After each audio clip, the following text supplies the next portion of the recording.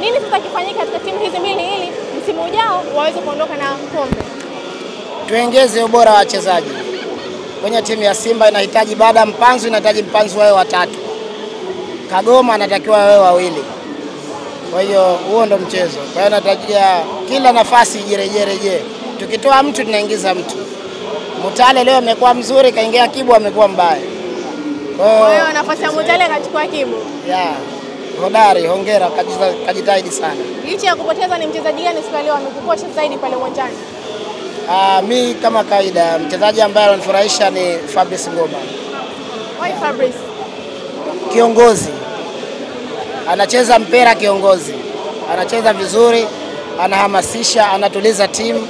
Yaani anacheza mpira yuko kiongozi zaidi. Mashabiki wengi siku leo mmekuwa mkilalamika kwamba refali amewabeba RS Berkane. Kwa upande wako hii umeichukuaje? Nadhani walikuwa kwenye kiondo wameona zaidi. Sisi tulikuwa tuna uwanjani tunaona hali ya kawaida tu. Umeona refali siku leo hajafanya makosa yoyote?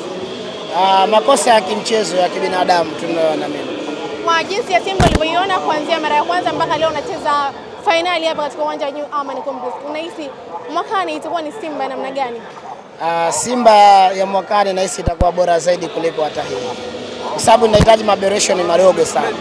Tukipata midfield, tukaongeza striker mwingine na winga wetu mmoja, beki ya kati tukaongeza, timu imetulia. Tumalize na hilo, unalipi sasa la kuambia mashabiki wenzako wa klabu ya Simba? Mashabiki wa Simba tujivunie tu nafasi yetu sisi. Wao walikuwa wanasema wameingia finali mara moja, sisi tushaingia mara mbili.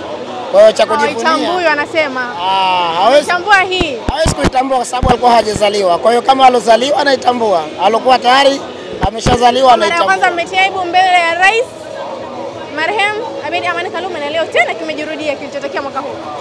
Sio aibu, ni hali ya mchezo. Mchezo wa mpira una matokeo matatu. Ndio umeyaona wewe mwenyewe. Sasa unalipi la kumwambia Rais ambaye alikuwa ameweka dau na vile vile aliweza kuwachangia uwanja huu wa New Amaan kulipia?